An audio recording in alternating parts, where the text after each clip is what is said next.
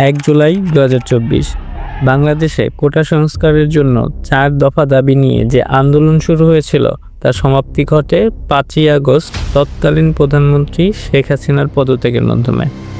সেই দিন শেখ হাসিনা তার বোন শেখ রেহানাকে সঙ্গে নিয়ে সেনাবাহিনীর সহায়তায় ভারতে পলায়ন করে। গণভবনে এই পদত্যাগ পত্রে সই করেছেন। আর হেলিকপ্টারে নয়, বিমান বাহিনীর একটি ট্রান্সপোর্ট উড়োজাহাজে দেশ ত্যাগ করেন তিনি।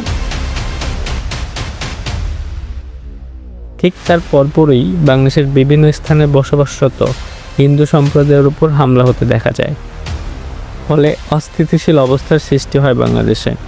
এই হামলা দমন করার জন্য মাদ্রাসার ছাত্রসহ সকল স্তরের মুসলমানদের মন্দির পাহারা দিতে দেখা যায়, যা ছড়িয়ে পড়েছিল সোশ্যাল মিডিয়ায়।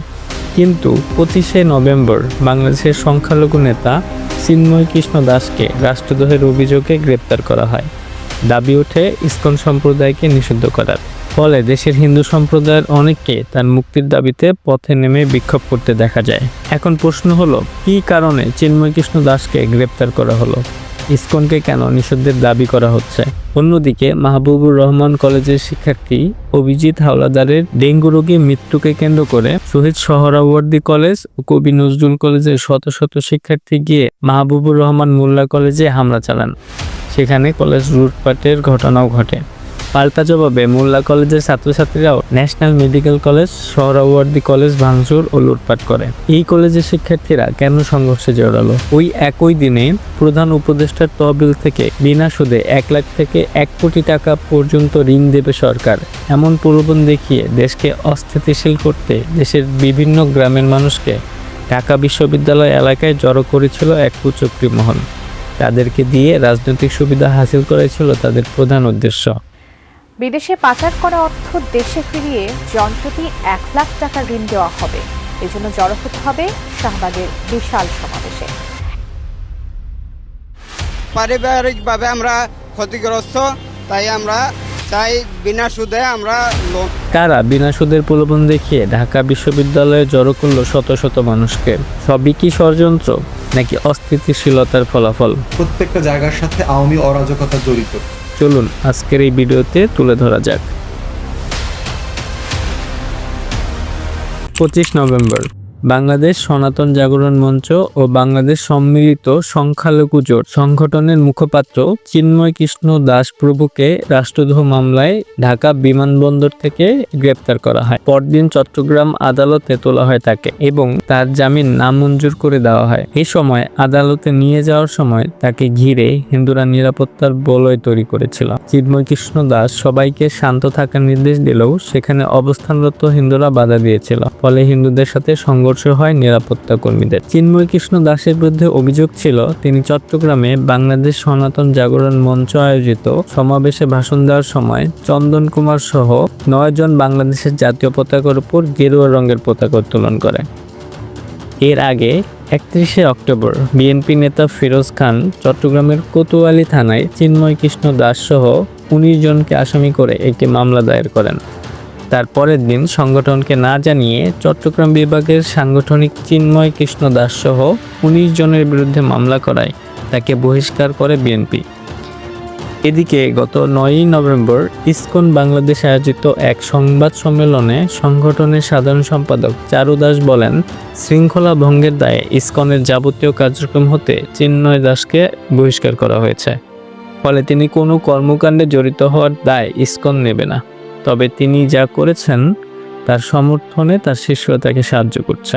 তাকে আদালতে নিয়ে যাওয়ার সময় তার শিষ্যদের সাথে নিরাপত্তা বাহিনীর যে সংঘর্ষ হয়েছিল, সংঘর্ষের এক পর্যায়ে আদালতের বিপরীতে রঙ্গম কনভেনশন সেন্টার এলাকায় আইনজীবী আলিফকে ধারালো অস্ত্র দিয়ে কুপিয়ে হত্যা করা হয়। আইনজীবী আলিফের জানাজা পরবর্তী এক সংবাদ সম্মেলনে বৈষম্য বিরোধী ছাত্র আন্দোলনের সমন্বয়ক সার্জিস আলম ইসকনকে নিষিদ্ধ করার দাবি জানান। এছাড়াও হত্যাকারীদের গ্রেপ্তার ও ইসকনকে নিষিদ্ধের দাবি জানান হেফাজতে ইসলাম, উলামা পরিষদ, জাতীয়তাবাদী আইনজীবী ফোরাম, খেলাফত মজলিস, ছাত্র শিবির ও সুপ্রিম কোর্ট আইনজীবী সমিতি সহ বিভিন্ন সংগঠন। অন্যদিকে রাজধানীর শহীদ সোহরাওয়ার্দী কলেজ হামলা ও ভাঙচুরের প্রতিবাদে প্রতিষ্ঠানটির শিক্ষার্থীরা বিক্ষোভ করেছেন। সোমবার সকালে শিক্ষার্থীরা ক্যাম্পাসে অবস্থান নিয়ে বিক্ষোভ শুরু করে। তাদের সাথে যোগ দেয় কবি নজরুল কলেজ সহ 35টি কলেজের শিক্ষার্থীরা। দুপুর 12টার দিকে মেডিকেল কলেজ হাসপাতালের সামনের ফটক অবরোধ করে ভাঙচুর করে তারা। অন্যদিক থেকে মেডিকেল কলেজের শিক্ষার্থীরা এগিয়ে আসে। শুরু হয় দুপক্ষের সংঘর্ষ। ডক্টর মাহবুবুর রহমান মোল্লা কলেজের শিক্ষার্থী অভিজিৎ হাওলাদার ডেঙ্গুতে আক্রান্ত হয়ে ন্যাশনাল মেডিকেল কলেজ হাসপাতালে চিকিৎসাধীন অবস্থায় মারা যায়। মৃত অভিজিৎ হাওলাদারের সহপাঠীদের দাবি ভুল চিকিৎসায় মারা যায় অভিজিৎ।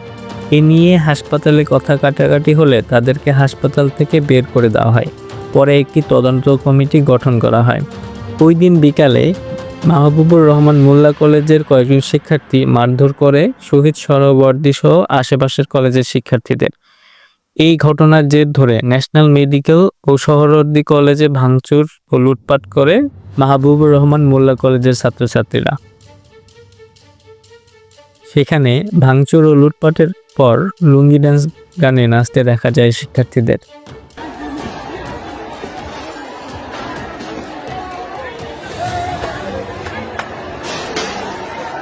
ঠিক ওই দিন সকাল 10টা থেকে বাসে করে শত শত মানুষ ঢাকা বিশ্ববিদ্যালয়ে জড়ো হচ্ছিল। বিষয়টি সম্পর্কে জানতে চাইলে তারা জানায় বিনা সুদে ঋণ পাওয়ার আশায় তারা এখানে এসেছেন। পারিবারিকভাবে আমরা ক্ষতিগ্রস্ত, তাই আমরা চাই বিনা সুদে আমরা লোন।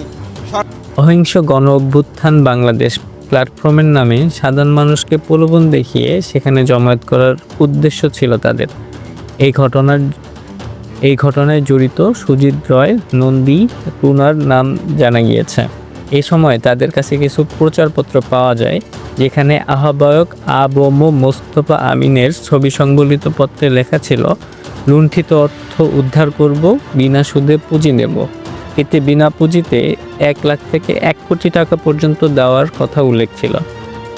পরবর্তীতে জানা যায় ওই মোস্তফা আমিনের পরিকল্পনা ছিল শাহবাগে সবাইকে জমায়েত করে মিছিল বের করা, সাধারণ মানুষকে পুঁজি করে রাজনৈতিক দ্বন্দ্ব তৈরি করার উদ্দেশ্যেই এই কাজ করেন তিনি। বাংলাদেশ 2.0 অর্থাৎ দ্বিতীয়বার স্বাধীন হওয়ার পর থেকেই নানা বিশৃঙ্খলার সৃষ্টি হতে দেখা যায়, যেখানে দেশের ভাবমূর্তি নষ্ট করার জন্য নানা ফন্দি আঁটে অনেকে। এই ঘটনাগুলো কি সেই উদ্দেশ্যে সৃষ্ট পরিকল্পিত কোনো ঘটনা, নাকি বাংলাদেশের অস্থিতিশীলতার কারণে সৃষ্ট পৃথক ঘটনা? আপনার মূল্যবান মন্তব্যটি জানাতে ভুলবেন না। ধন্যবাদ।